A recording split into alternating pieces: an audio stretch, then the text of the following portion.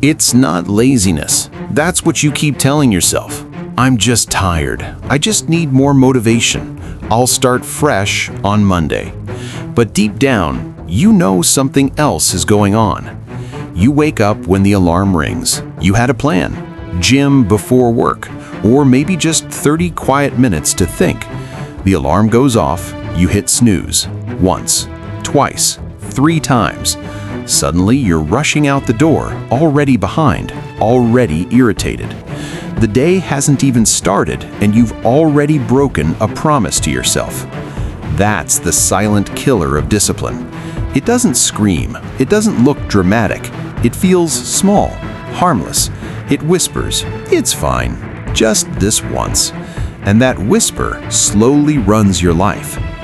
On this channel, Discipline Wins, we talk about something simple but uncomfortable. Motivation is unreliable. Discipline is built in moments no one sees. If this message resonates with you, subscribe. Not for hype, but for reminders of what actually matters.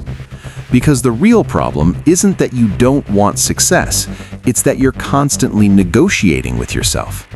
You sit down to work, you open your laptop, within 5 minutes you're on Instagram or TikTok. You tell yourself it's just a quick scroll. An hour disappears. Now you feel guilty. Now you feel behind, so you avoid the task even more. It's not that you don't care, it's that your brain is addicted to comfort. Comfort is the silent killer of discipline. We live in a world designed to remove friction. Food delivered in minutes, endless entertainment in your pocket. Streaming, scrolling, swiping, every urge answered instantly. But discipline lives in friction. And most people never train themselves to sit inside that friction long enough to grow. Here's the hard truth. Every time you choose comfort over commitment, you weaken your identity. Not your goals, your identity. You tell yourself you're going to eat clean. Then, after a long day, you order fast food because you deserve it. You say you'll work out 4 times a week. 2 weeks later, you skip a session, then another. Then the routine quietly dies. You don't fail in one dramatic moment. You fade out. That's how discipline dies. Slowly, quietly. I've done this too. I've made plans at night that felt powerful. I've imagined a stronger version of myself. Then morning came and I chose the easier path. Not because I didn't know better, but because the easier choice felt justified. That's the trap. We justify small betrayals. We say, I worked hard today. I'm stressed. I'll restart tomorrow.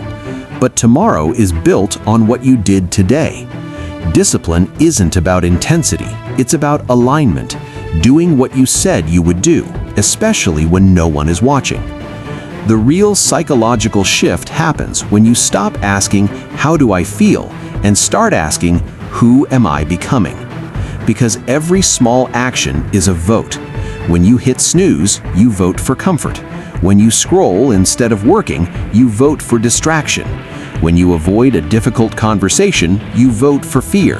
And when you keep voting the same way, that becomes your identity. You don't rise to your goals, you fall to your habits. Most people think they lack discipline because they need more motivation. That's not it. They lack discipline because they haven't made peace with discomfort. Mental fatigue isn't always about doing too much. Sometimes it's about constantly escaping what matters. Every time you avoid something important, it stays in your mind, unfinished, heavy, draining. You feel tired, but it's not physical. It's the weight of unfinished commitments. So, what do? You start small. Not easy, small. When the alarm rings, get up immediately. Not because you're excited, but because you said you would. When you sit down to work, put your phone in another room. Not because it's dramatic, but because you know your patterns. When you promise to eat clean, don't focus on the whole month, just win the next meal. Discipline is built in these quiet decisions. And here's something most people avoid hearing. No one is coming to save your focus. Not a new app, not a better planner, not a perfect morning routine. It's you. in a room making a choice.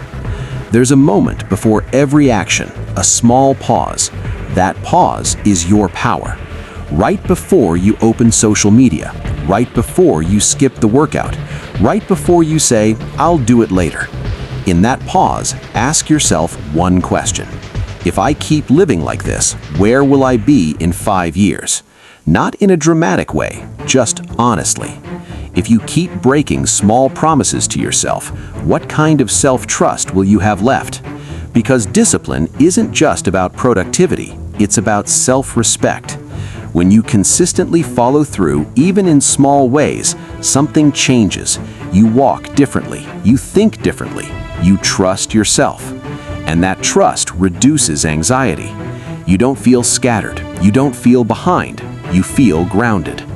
There's a big difference between intensity and consistency. Anyone can go hard for 2 weeks, wake up at 5 a.m., cold showers, strict diet, no days off. Then life happens, energy drops, routine collapses. Consistency is quieter. It's choosing the workout even when it's average. It's doing 30 focused minutes instead of waiting for perfect focus. It's having an uncomfortable conversation instead of avoiding it for months. It's not impressive, but it compounds. The silent killer of discipline isn't failure, it's avoidance. Avoiding effort, avoiding discomfort, avoiding responsibility. But the moment you stop blaming your mood, your past, your circumstances, that's when control comes back. You might not control your emotions, but you control your actions, and repeated actions shape your future. Imagine this: 2 years from now, same city, same job, same environment, but different habits. You wake up when the alarm rings, you train your body 3 times a week, you focus deeply for 1 hour a day, you keep your word to yourself. Nothing extreme, just consistent. That version of you isn't lucky, they just stopped negotiating. You don't need a new personality, you need fewer excuses. This isn't about being perfect. You will mess up. You will scroll too long sometimes. You will skip a workout. You will eat something you said you wouldn't. The difference is what happens next. Do you spiral or do you reset immediately? Ownership is powerful. Instead of saying, "I'm bad at discipline," say, "I chose comfort today. I'll choose differently tomorrow." No drama, no shame, just responsibility. Because discipline isn't loud, it's quiet, it's repetitive, it's often boring, but it builds a life that feels stable. And stability is underrated. You don't need constant excitement, you need structure, you need self-control, you need the ability to act even when you don't feel like it. That's maturity. And most people avoid it because it's uncomfortable. But here's the final truth. The silent killer of discipline isn't distraction, it isn't social media, it isn't a lack of time. It's the habit of choosing what feels good now over what builds you later. That habit shapes everything. So, tomorrow morning, when the alarm rings, notice the pause. When you feel the urge to scroll, notice the pause. When you want to avoid something hard, notice the pause. That pause is your moment. And what you choose in that moment will quietly shape your life, not in a week, not in a month, but over the years. Discipline isn't a personality trait, it's a daily choice, and ownership of that choice is what shapes your destiny.